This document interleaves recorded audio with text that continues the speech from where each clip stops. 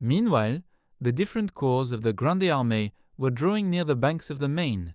The emperor had just arrived at Würzburg, and his guard was crossing the Rhine. The Prussians, for their part, having set out and crossed Saxony, had forced the elector to join his troops to theirs. This forced, and therefore rather unreliable, alliance was the only one the King of Prussia had in Germany. He was, it is true, awaiting the Russians, but their army was still in Poland, behind the Niemen, more than 150 leagues from the regions where Prussia's fate was about to be decided. It is hard to fathom the incompetence that, for 7 years, governed the decisions of the cabinets opposed to France. We had seen, in 1805, the Austrians attack us on the Danube and be beaten in isolation at Ulm, instead of waiting for the Russians to join them and for Prussia to declare against Napoleon. Here now, in 1806, those same Prussians who, the year before, could have prevented the defeat of the Austro-Russians by joining them, not only declared war on us when we were at peace with the Cabinet of Vienna, but, imitating its mistake, attacked us without waiting for the Russians. Finally, 3 years later, in 1809, the Austrians alone renewed the war against Napoleon, just when he was at peace with Prussia and Russia. This lack of coordination assured victory to France. Unfortunately, it was not so in 1813, when we were crushed by the coalition of our enemies. The King of Prussia was all the more wrong, in 1806, to declare against Napoleon before the Russians arrived, because his troops, though highly trained, were not in a condition to measure themselves against ours, so bad were their composition and organization. In fact, at that time, Prussian captains were owners of their company or squadron. Men, horses, weapons, clothing, everything belonged to them. It was a kind of farm they leased to the government for an agreed price. One understands that, since all losses were at their expense, the captains had a great interest in sparing their companies, both on the march and on the battlefield, and as the number of men they were required to have was fixed, and there was no conscription, they recruited for money first the Prussians who presented themselves, then all the vagabonds of Europe, whom their recruiters enlisted in neighboring states. But as that was not enough, the Prussian recruiters seized by sheer force a great number of men who, made soldiers against their will, were obliged to serve until age rendered them unfit to bear arms. Then, they were given a beggar's certificate, for Prussia was not rich enough to grant them the invalides or a retirement pension. During their service, these soldiers were framed between real Prussians, whose number had to be at least half the strength of each company in order to prevent mutiny. To maintain an army made up of such heterogeneous parts, a discipline of iron was needed, and so the slightest fault was punished by caning. Very many non-commissioned officers, all Prussians, constantly carried a cane, which they used very often, and, as the accepted expression had it, there was 1 cane for every 7 men. Desertion by the foreign soldier was inexorably punished by death. Can you imagine the dreadful situation of these foreigners, who, having enlisted in a moment of drunkenness, or having been seized by force, found themselves, far from their homeland and under an icy sky, condemned to be Prussian soldiers, that is to say, slaves, for their entire lives, and what lives those were? Barely fed, lying on straw, having only very light clothing, no greatcoats even in the coldest winters, and receiving pay insufficient for their needs. They did not wait to beg until given permission by being dismissed from service, for when out of their superior's sight, they held out their hands, and it happened to me several times, both at Potsdam and Berlin, to see grenadiers at the very door of the king beg me for alms. Prussian officers were generally educated and served very well, but half of them, born outside the kingdom, were poor gentlemen from almost every region of Europe, who, having taken service only to have a living, lacked patriotism and were in no way devoted to Prussia. They almost all abandoned her when she fell into adversity. Finally, since advancement occurred only by seniority, the great majority of Prussian officers, old and worn out, were in no state to endure the fatigues of war. Such was the army, so composed and commanded that they were about to oppose to the victors of Italy, Egypt, Germany, and Austerlitz. It was madness, but the cabinet of Berlin, misled by the victories the great Frederick had won with mercenary troops, hoped it would be the same again, forgetting that times had greatly changed. On the 6th of October, Marshal Augereau and the 7th Corps left Frankfurt to move, like the entire Grande Armée, toward the frontiers of Saxony, already occupied by the Prussians. The autumn was splendid.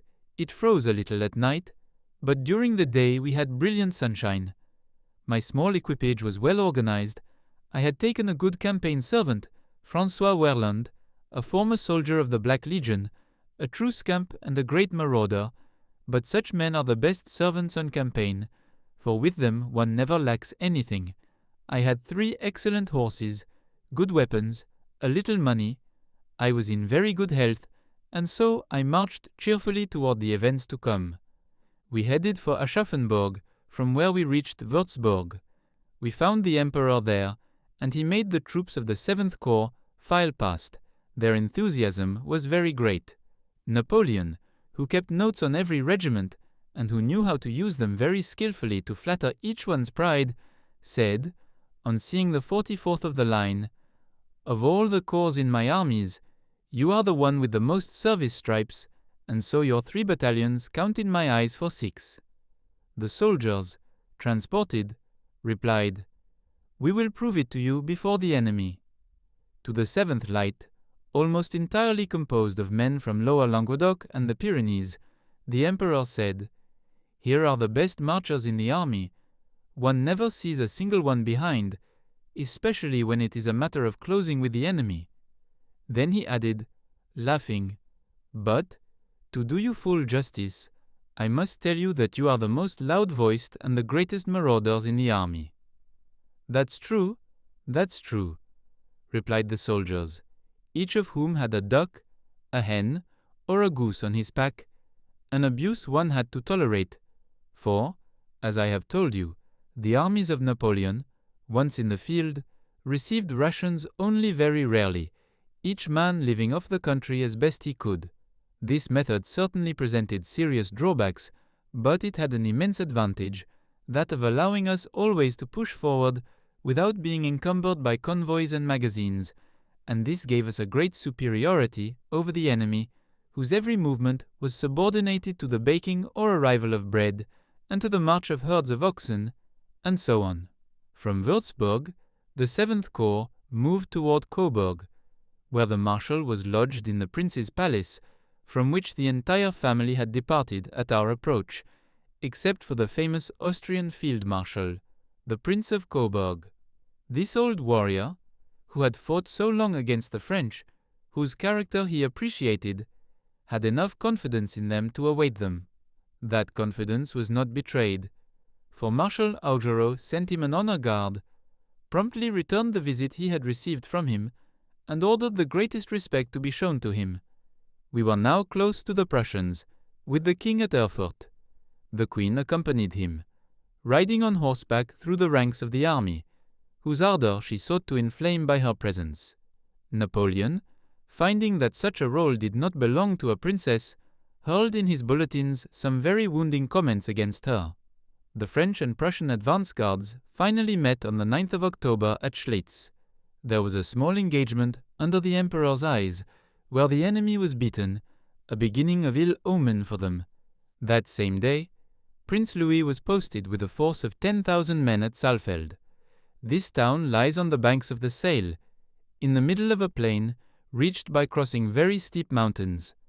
As the corps of Marshals Lannes and Augereau advanced on Saalfeld over these mountains, Prince Louis, since he wished to await the French, should have placed himself in this difficult region, filled with narrow defiles where few troops can hold up very many. He neglected this advantage, probably because he was convinced that Prussian troops were worth far more than French troops. He even pushed his disdain for all precaution so far as to place part of his forces in front of a marshy stream, which made their retreat very difficult in case of a setback. Old General Müller, a Swiss in Prussian service, whom the king had placed beside his nephew to moderate his impetuosity, having made some observations to this effect, Prince Louis received them very badly, adding that to beat the French it was unnecessary to take so many precautions, it was enough to fall on them as soon as they appeared. They appeared on the morning of the 10th, Marshal Lannes' corps in the first line, that of Augereau in the second, but the latter did not arrive in time to take part in the fight. His presence was, moreover, unnecessary, Marshal Lannes' troops being more than sufficient. While waiting for his corps to emerge from the defile, Marshal Augereau, followed by his staff, took position on a knoll from which we perfectly dominated the plain and could follow with our eyes all the twists of the combat. Prince Louis could still have fallen back on the Prussian corps holding Jena, but, as he had been the chief instigator of the war, it seemed improper to him to withdraw without fighting. He was cruelly punished for his recklessness. Marshal Lannes, skillfully profiting from the heights at the foot of which Prince Louis had so imprudently deployed his troops, first had them raked by his artillery, and as soon as he had shaken them, he launched several masses of infantry, which, descending rapidly from the heights, fell like a rushing torrent on the Prussian battalions and broke them in an instant. Prince Louis, distraught, and probably recognizing his fault, hoped to repair it by placing himself at the head of his cavalry, with which he impetuously attacked the 9th and 10th Hussars. He at first had some success, but our Hussars, making a renewed charge with fury, drove the Prussian cavalry back into the marshes, while their infantry fled in disorder before ours. In the midst of the melee, Prince Louis, finding himself engaged with a non-commissioned officer of the 10th Hussar named Guindet, who summoned him to surrender, replied with a cut of his sword that slashed the Frenchman's face. Then the latter, passing his sabre through the prince's body, laid him out stone dead.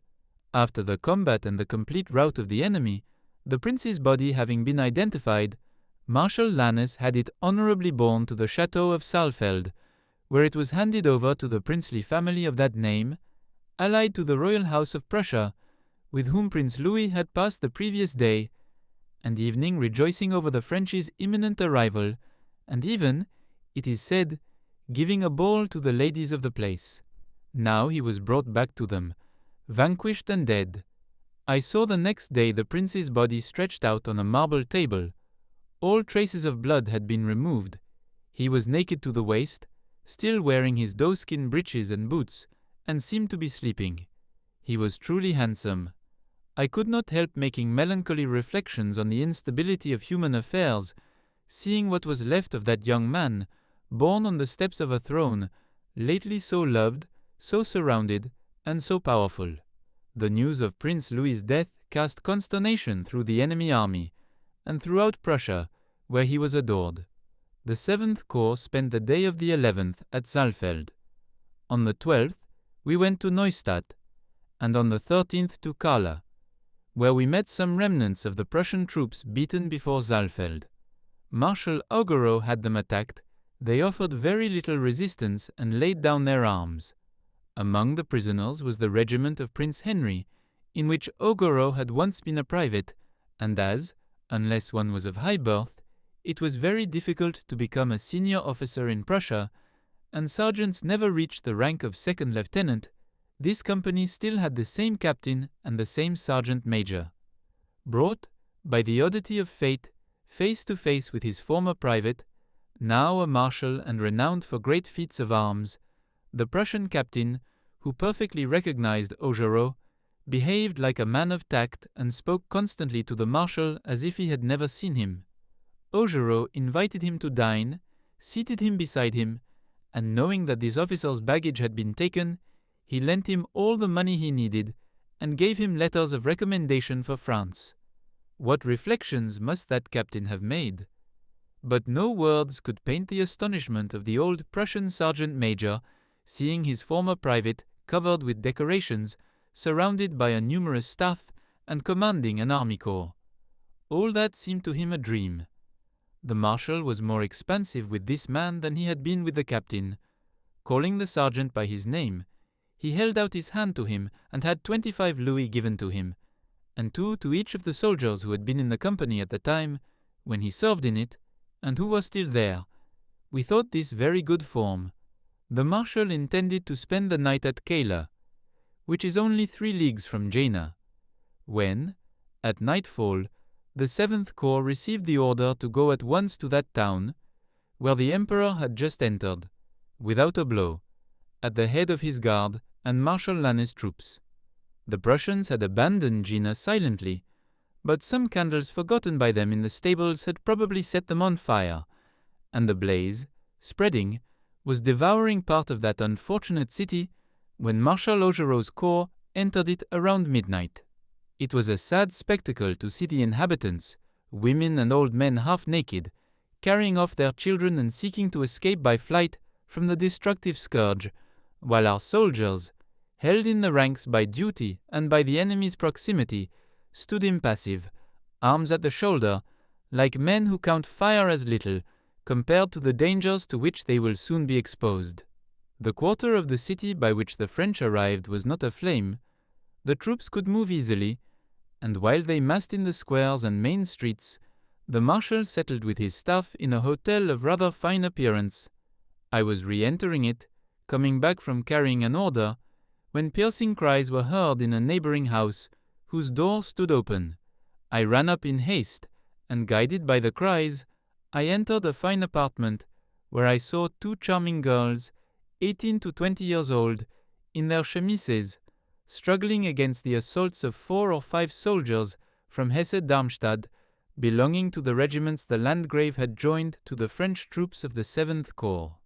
Although these men, drunk with wine, did not understand a word of French, and I very little German, my presence and my threats overawed them, and their habit of being caned by their officers even led them to accept without a word the kicks and blows which, in my indignation, I liberally dealt them, throwing them down the stairs, which was perhaps imprudent, for, in the middle of the night, and in a city in frightful turmoil, alone before these men, I was exposing myself to being killed by them.